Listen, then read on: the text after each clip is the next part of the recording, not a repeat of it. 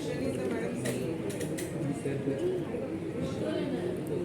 और पृथ्वी दूसरा और तीसरा दिखने में लगभग समान दिखते हैं। ऐसा कहते हैं कि बहुत सारे कैरेक्टरिस्टिक समान हैं, इसलिए इनको एक दूसरे की जुड़ा बहन भी कहते हैं।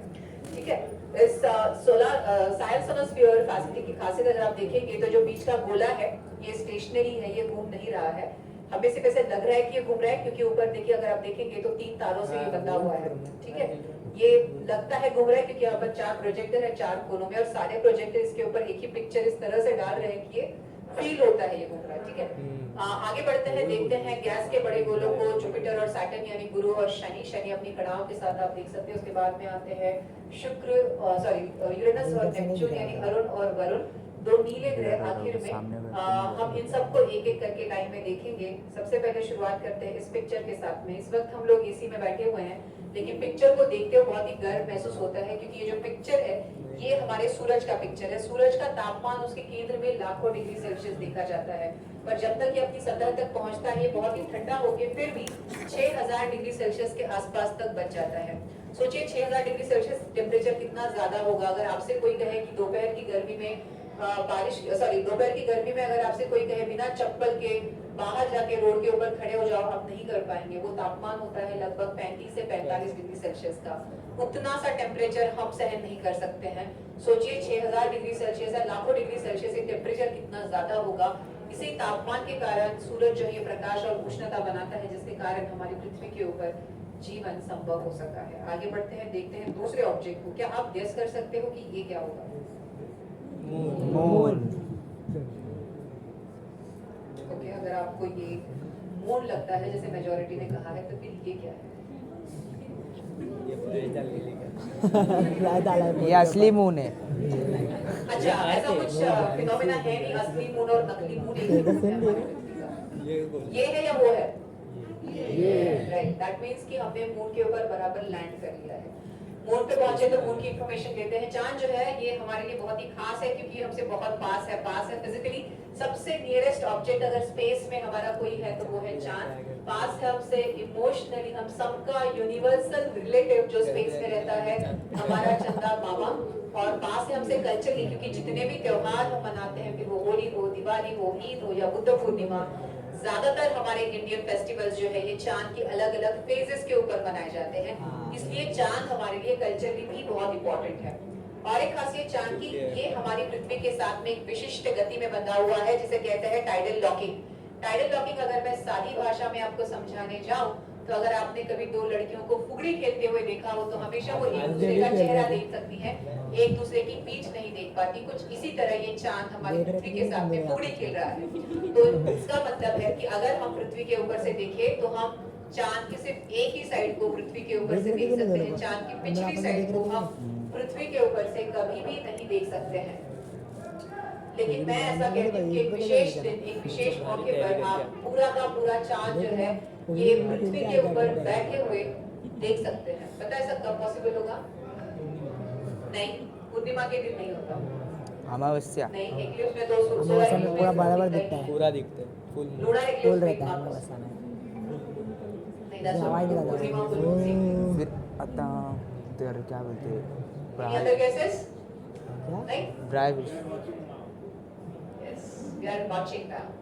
ऐसा तभी पॉसिबल है जब आप नेहरू साइंस सेंटर में बैठे हुए साइंस ऑन स्फीयर शो देख रहे हैं, क्योंकि आप इस वक्त पूरा का पूरा चांद देख रहे हैं। अगर आप ध्यान से देखेंगे, ये जो काले धब्बे आप देख रहे हैं, मैं इसे क्रॉप करके सबको दिखाती हूँ। ये काले धब्बे जो आप देख रहे हैं, ये चांद की वो साइड है जो हम पृथ्वी के ऊपर से देखते हैं, क्योंकि हम कहते हैं चांद के ऊपर दाग है। जब चांद के ऊपर एक्टिव वोल्केनोस हुआ करते थे तो यहाँ पे जो लावा इरप्ट हुआ है उन वोल्केनोस से, उसकी मिट्टी जो है ये मिनरल से भरपूर है, जहाँ से सूरज की लाइट जो है ये रिफ्लेक्ट नहीं कर पाती। इसलिए हम ये काले धब्बे देखते हैं, ये प्लेन रीजन्स देखते हैं जिन्हें मरियास कहा जाता है। मरिया एक भाषा में अर्थ होता है समंदर। ठीक है, एग्जैक्टली 180 डिग्री ऑपोजिट अगर आप उसका देखेंगे तो ये चांद की वो साइड है जो हम पृथ्वी के ऊपर से कभी भी नहीं देख सकते हैं। सैटेलाइट्स ने ली हुए इमेजेस को प्रोजेक्ट करते हुए मैं पूरा का पूरा चांद आपको यहाँ बैठे हुए दिखा सकती हूँ। पिछले पिक्चर पे चलते हैं। जैसे कि मेरे लेफ्ट साइड में किसने बहुत ही करेक्टली बताया था, ये है हमारा पहला ग्रह मरकरी। मरकरी जो है ये चांद की तरह दिखता है, इसलिए यूजुअली लोग कंफ्यूज हो जाते हैं। ठीक है, अगर कोई पहली बार देख रहा है तो हमेशा कंफ्यूज हो जाएगा, क्योंकि चांद और मरकरी का रंग इनके ऊपर के बने हुए गड्ढे समान। सारे गड्ढे क्या कभी हमने हमारी पृथ्वी के ऊपर देखे हैं?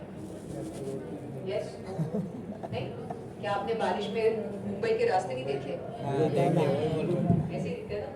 जो बट रियलिटी में इतने सारे धब्बे नहीं है, क्योंकि हमारी पृथ्वी के इर्द गिर्द वातावरण की एक मोटी सी परत है जो क्या करती है कि अगर कोई आसमान में घूमने वाले पत्थर जब पृथ्वी की ओर आकर्षित होते हैं तो उन्हें वो वहीं पे जला देती है आसमान में घर्षण द्वारा, फ्रिक्शन द्वारा, जिसे हम टूटता हुआ तारा, मीटियर शावर या शूटिंग स्टार कहते हैं।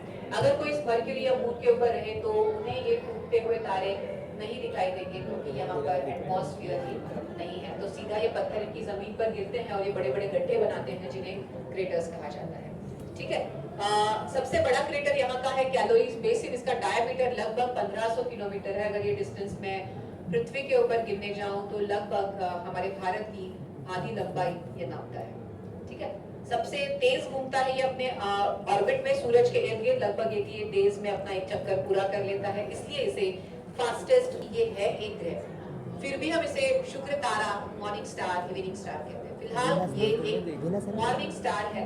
तो अगर आप सूरज उठने से पहले अगर जल्दी उठते हैं, बेसिकली ऐसा कोई करता नहीं है, पर अगर कोई उठता है तो अगर पूर्व दिशा की ओर आप देखेंगे तो सबसे चमकीला ऑब्जेक्ट जो आपको दिखेगा वो कोई तारा नहीं है, वो है हमारा शुक्र ग्रह। और वो इतना तेज भी चमकता है क्योंकि हमारी पृथ्वी की तरह इसके इर्द गिर्द वातावरण की एक मोटी सी परत है जो यहाँ पर ग्रीन हाउस इफेक्ट पैदा करती है।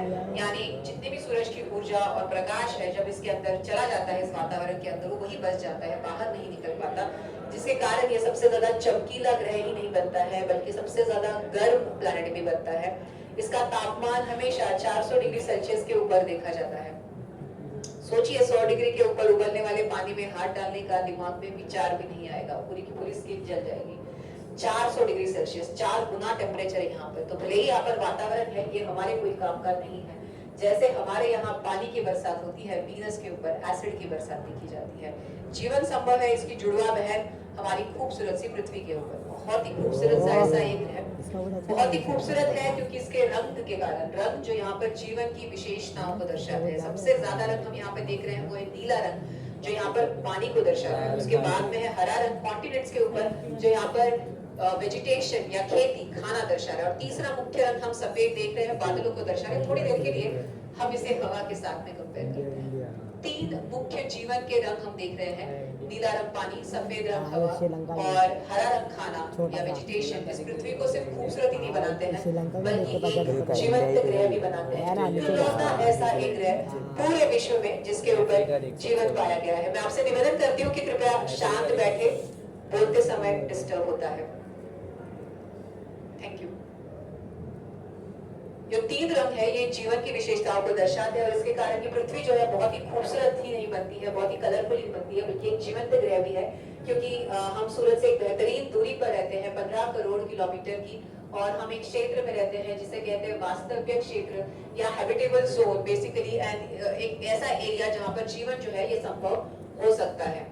ठीक है, और आज तक पूरे विश्व में ऐसा कोई भी ऑब्जेक्ट, कोई भी ऐसा दूसरा ग्रह नहीं देखा है जहां पर इस तरह का जीवन या इस तरह का विकसित जीवन देखा गया हो। इसलिए हमारी पृथ्वी जो है ये हमारे लिए बहुत ही खास बनती है। आगे बढ़ते हुए देखेंगे, अफ्रीका कॉन्टिनेंट आप देख सकते हैं। अफ्रीका का उत्तरी भाग हम पीले रंग में देखते हैं, ये है अफ्रीका का सहारा डेजर्ट जो दुनिया का सबसे बड़ा डेजर्ट है, जो 1-2 नहीं लगभग 11 देशों को छूता है। आगे बढ़ते हुए देखेंगे पोलर आइस कैप्स को, जो छोटी वाली है वो है आर्कटिक यानी उत्तर ध्रुवीय भाग, और बड़ी वाली जो है ये अंटार्कटिक यानी दक्षिण ध्रुवीय भाग। पृथ्वी के बाद आगे बढ़ते हुए हम जाने वाले हैं अगले ग्रह की ओर जो है मंगल यानी मार्स।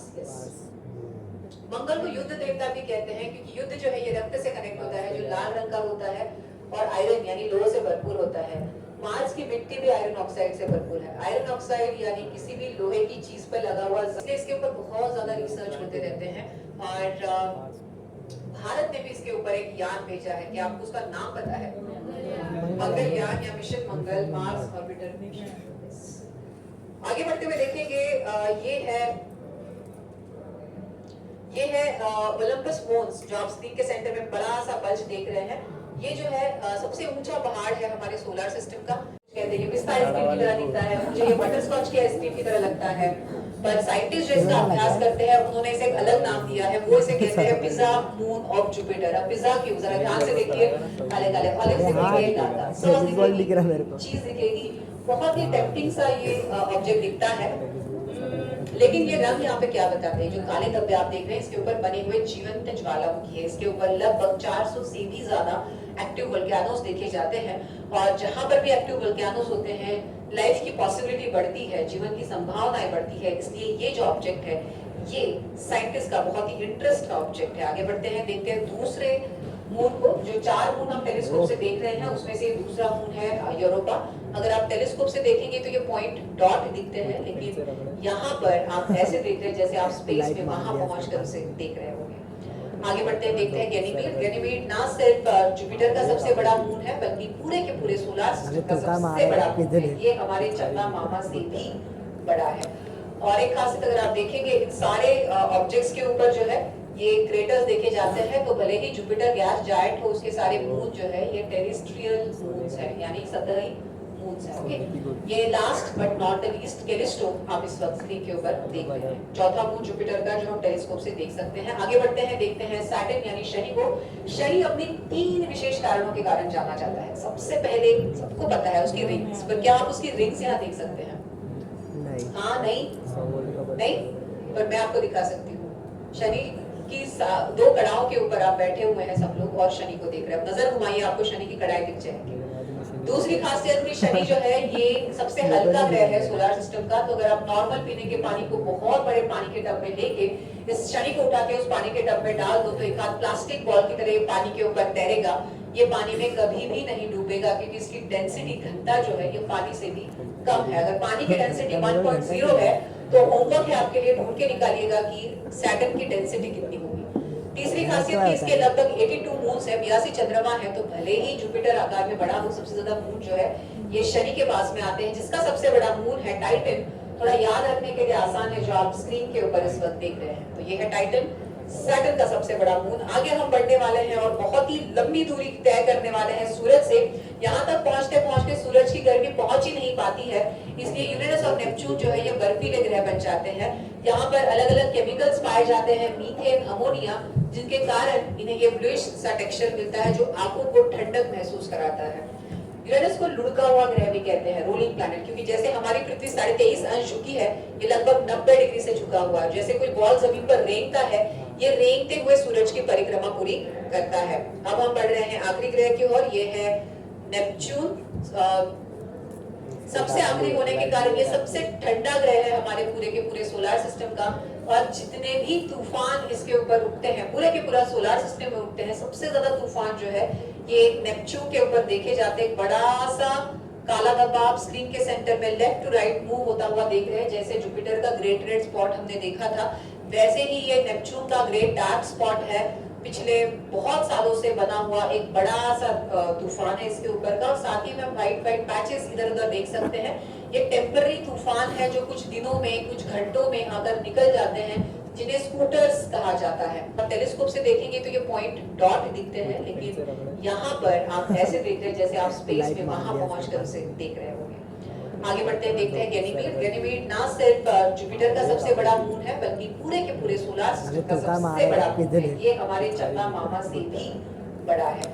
और एक खासियत अगर आप देखेंगे इन सारे ऑब्जेक्ट्स के ऊपर जो है ये क्रेटर्स देखे जाते हैं। तो भले ही जुपिटर गैस जायंट हो, उसके सारे मून जो है ये टेरेस्ट्रियल मून्स है, यानी सतही